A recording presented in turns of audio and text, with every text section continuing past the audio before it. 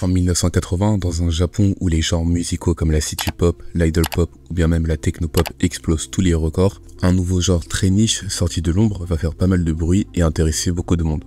Il s'agissait du noise rock et globalement l'arrivée de la musique expérimentale au Japon. Dans les grandes villes, surtout dans la région de Kansai, qui réunit Osaka, Kobe et Kyoto, un nouveau mouvement punk se crée. Ce mouvement underground appelé Kansai No Wave mêlait à la fois punk, improvisation, musique expérimentale et performance artistique. Le but était d'aller à contresens de tout ce qui pouvait se faire dans la musique à cette époque. C'était une sorte de rébellion des normes musicales des années 80.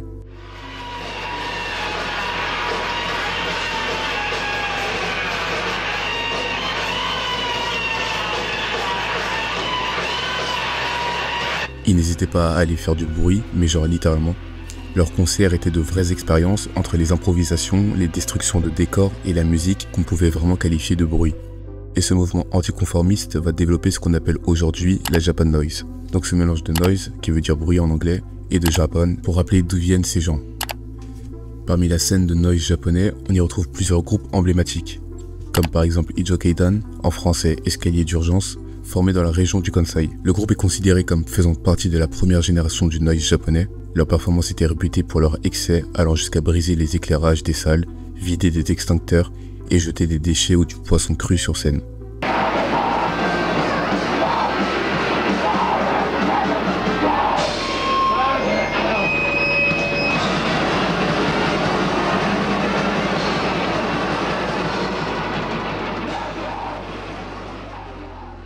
On a également Merzbow, artiste pionnier de ce genre ayant commencé son projet dans sa chambre.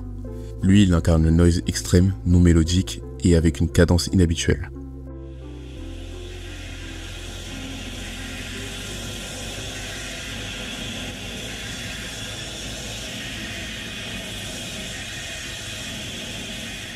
Il évoque souvent l'influence dédaïste que Kurt Schwitters lui a transmis et évoque souvent le sujet de remise en question de l'art propre. Mais ces artistes, bien que fondateurs du genre, n'ont presque rien à voir en termes de performance avec le groupe qui va nous intéresser dans cette vidéo. Anatarash. Fondé en 1983 par Tetsuro Yamatsuka, plus connu sous son nom de scène Yamatanka Ai, Anatarashi, qui veut dire pleurnichard ou morveux en japonais, mais sans le i du coup, est un groupe originaire de Osaka, donc là où toute la scène de noise japonaise émerge. Le groupe est alors composé de deux autres membres, Mitsuru Tabata, guitariste du groupe, et Ukyo Taketani, qui est donc le batteur. Ai et le guitariste Mitsuru Tabata se sont d'ailleurs rencontrés en 1983 en tant que machinistes de scène lors d'un concert à Osaka. Ils assistaient tous les deux au groupe Einstürzende Neubauten, qui est donc un groupe expérimentaliste allemand. Pour ce qui est du style musical de Anatarash, le groupe va mixer bruit extrême, destruction scénique et performance brutale. Par exemple, ils vont utiliser dans le plus grand des calmes des perceuses électriques, des machines lourdes et des matériaux qui n'ont rien à faire sur une scène de concert. Leur art va bien au-delà de la musique, et leurs spectacles sont conçus pour faire vivre des expériences de chaos, souvent en mettant le spectateur en danger ou confronté à l'imprévu. Le groupe a d'ailleurs été décrit comme One of the most dangerous bands ever parmi plusieurs médias, donc l'un des groupes les plus dangereux jamais créés. Anatarash cherchait dès le début à repousser les limites de la noise music, sachant que pour le faire, il fallait pas y aller de main morte. Durant leur première performance, le groupe a directement montré qu'ils ne voulaient pas se limiter dans leurs concerts. De sons industriels, de bruit blanc, d'objets du quotidien détruits sur scène. Bref, ils voulaient repousser les limites de la Japan Noise. Par exemple, Ai pouvait mettre le micro dans sa bouche et crier le plus fort possible.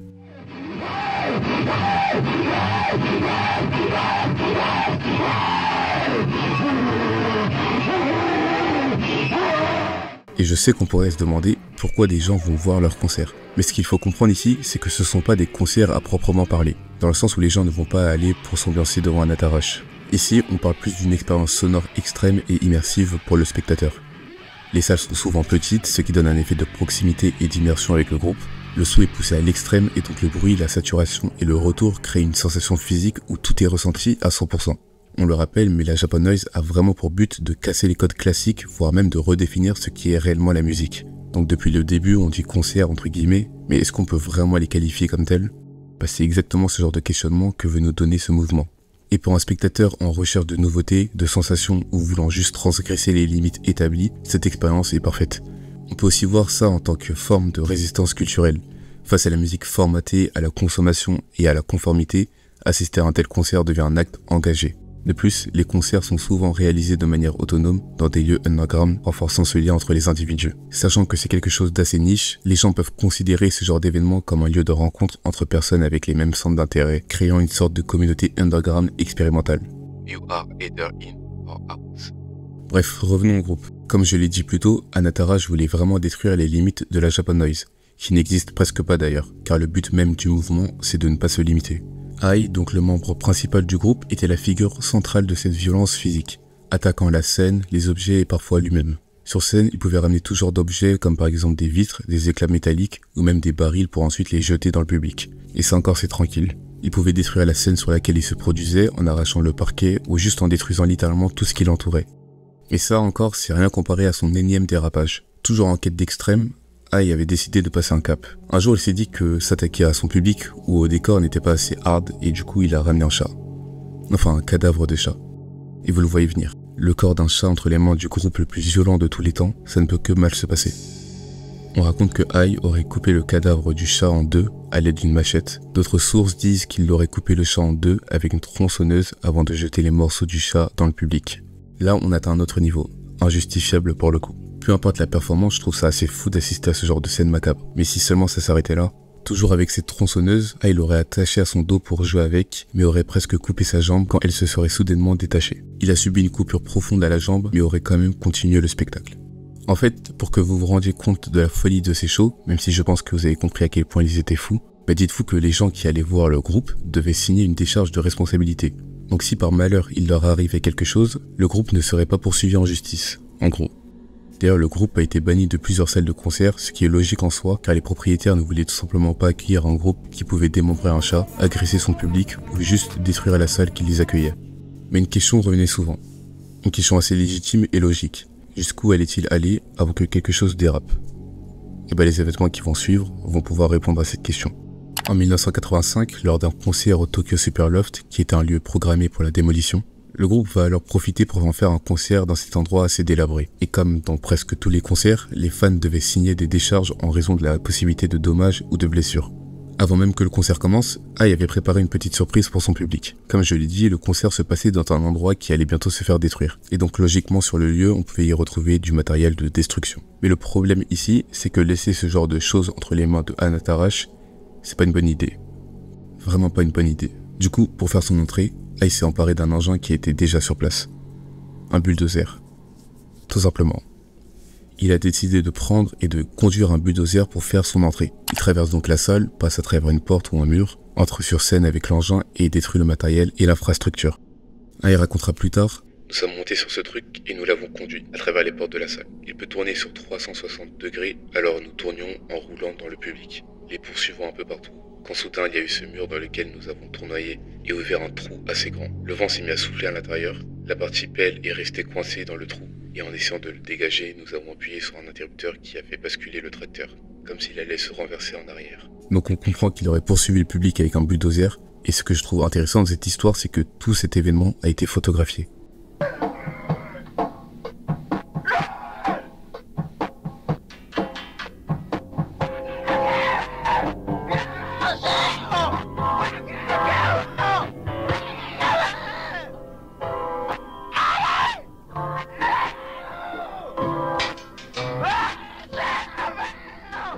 On peut facilement s'imaginer que dans la salle, c'était un chaos sans nom. Du bruit, un fou conduisant un engin de plusieurs tonnes tout en roulant vers le public, et un groupe qui fait de la musique en cassant des objets. Mais ironiquement, le bruit présent dans la salle n'était pas si fort que ça. La machine ne faisait pas tant de bruit, et c'est surtout le volume du public qui ressortait. Le concert a continué malgré le chaos causé par le groupe au début.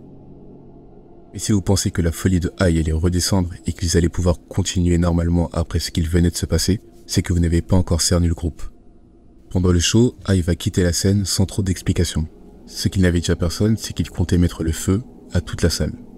En fait, il était parti récupérer un cocktail Molotov sorti de je ne sais où pour tout simplement le jeter sur l'épave du bulldozer couverte d'essence. Ce qui aurait pu tous les tuer, littéralement. Et vous commencez à connaître le groupe. Ah non, je rigole. Là, c'est la goutte de trop, ils vont tous le stopper avant que ça ne dérape. Ai a été maîtrisé par les membres du groupe et par le public avant que le concert soit enfin arrêté. Personne n'a été blessé, mais cela nous a coûté plusieurs milliers de dollars pour payer tous les dégâts. Nous avions aussi cassé la pelle mécanique et dû la rembourser. L'endroit n'avait que des murs en béton sans fenêtres. Nous avons tout démoli. Alors, après tout ce carnage, il y a eu des répercussions pour le groupe de Japan Noise. D'abord, ils ont dû payer les réparations de la salle qui a été complètement saccagée. Le prix s'est élevé à environ 600 000 yens, soit à peu près 6 000 euros. Les médias, qui n'étaient pas du tout familiers avec tout ce mouvement, ont été forcés de se renseigner après le bruit qu'a fait cet événement de Noise. Ironiquement, le groupe a gagné en popularité et a même gagné son titre de groupe le plus dangereux du monde. Et je vais pas mentir, ça a quand même pas mal de flow. Cependant, le groupe se verra interdit de se produire dans la plupart des salles de concert japonaises. Ce qui était assez prévisible en soi. D'autant plus qu'avant d'avoir essayé de foutre le feu à une salle pleine et tenter d'écraser des gens avec un bulldozer, ils avaient quand même découpé un chat mort sur scène avant de le jeter dans le public. Bref, pour revenir aux interdictions, Ai Yamantaka est celui qui a pris le plus cher. Il a perdu le droit de jouer dans tout Tokyo pendant 10 ans. Bon, après il y a plusieurs sources qui parlent juste de quelques années d'interdiction, donc on ne sait pas trop. Étant donné que c'était la figure emblématique et surtout le chanteur principal du groupe, Anatarash va être inactif pendant une petite période. Et bien évidemment, avec tout ce que le groupe faisait, ça ne pouvait pas bien se terminer malheureusement. Et encore, là ça va, ils n'ont pas été poursuivis ou condamnés. Ils s'en sortent juste avec une interdiction de monter sur scène. Mais Ai Yamantaka voulait pas du tout s'arrêter ici, pas après tout ce qu'il avait fait. Il décide donc quelques mois après l'incident de reformer un groupe de musique, Boredoms. Pour la création de ce nouveau groupe, il va refaire appel à Mitsuru Tabata, qui était le guitariste de Anatarash. Avec ce nouveau groupe, les deux vont pouvoir recommencer à faire de la musique et surtout se produire à nouveau sur scène. Concernant l'interdiction de Ai, il n'y a pas de preuve publique fiable indiquant une interdiction officielle et permanente de se produire à Tokyo pour lui ou pour les membres de Boredoms. Et selon certaines sources, l'interdiction semble avoir été levée dans les années 1990, après que Ai ait accepté de modérer ses performances. Étant donné qu'Ai était obligé de se calmer et de changer de manière de performer, Boredoms a été conçu comme étant un groupe de rock normal, entre guillemets, voire un groupe de punk s'inspirant du groupe Buzzcocks. Et ils avaient comme nouveau but d'attirer un nouveau public beaucoup plus féminin. Alors c'est noble, pourquoi pas, mais c'est complètement différent de ce que pouvait proposer Anatarash. Et c'est surtout très différent des convictions qu'avaient les membres du groupe. Alors certes, ils sont obligés de changer de trajectoire pour éviter d'autres problèmes, mais le piège ici, c'est de ne pas non plus devenir une caricature de ce qu'ils critiquaient à leur début. Et ça, ils vont très vite le comprendre. Le groupe va rapidement abandonner cette idée et va se concentrer sur le fait de devenir un groupe de rock normal.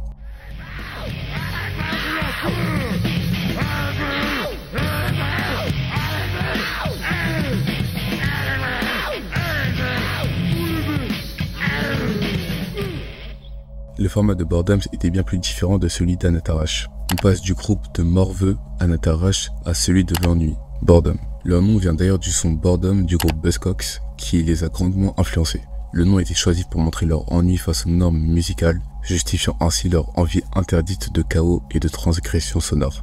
D'ailleurs, les nouvelles performances du groupe étaient bien plus calmes, soutenues et surtout moins dangereuses.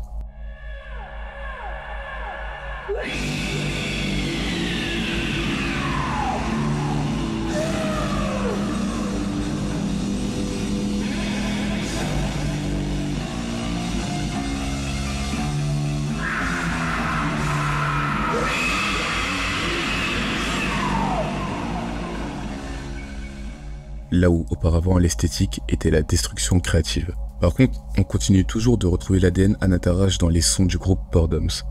Ils n'hésitent pas à crier et faire du bruit pendant leurs concerts. À vrai dire, ça reste quelque chose de propre au rock, mais le fait que les membres le fassent peut nous rappeler leurs anciens concerts. On sent toujours l'énergie du groupe et surtout leur passion pour la scène. La DA de ce nouveau groupe est bien plus psychédélique et assumée. On pouvait d'ailleurs retrouver ce style sur quelques covers de Anatarash.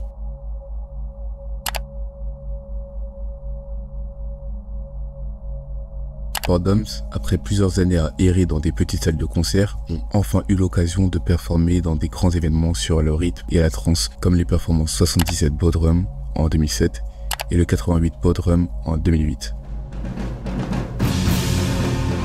On voit vraiment l'évolution du groupe et la prise de maturité qui s'est passée entre temps. Sachant que durant toute la période Anatarash, les membres du groupe avaient à peine la vingtaine, Ai avait 21 ans par exemple, tandis qu'en 2007 il en avait 45, ce qui explique beaucoup de choses. Aujourd'hui, Anatarash est une légende de la Japan Noise. Ils ont su marquer les esprits par leur folie et surtout en se posant comme pionniers d'un genre extrême. Bien que le groupe était underground, leur acte a forcé les médias à parler d'eux. Quant à Boredoms, le groupe est toujours actif aujourd'hui, mais se produit de moins en moins sur scène depuis quelques années.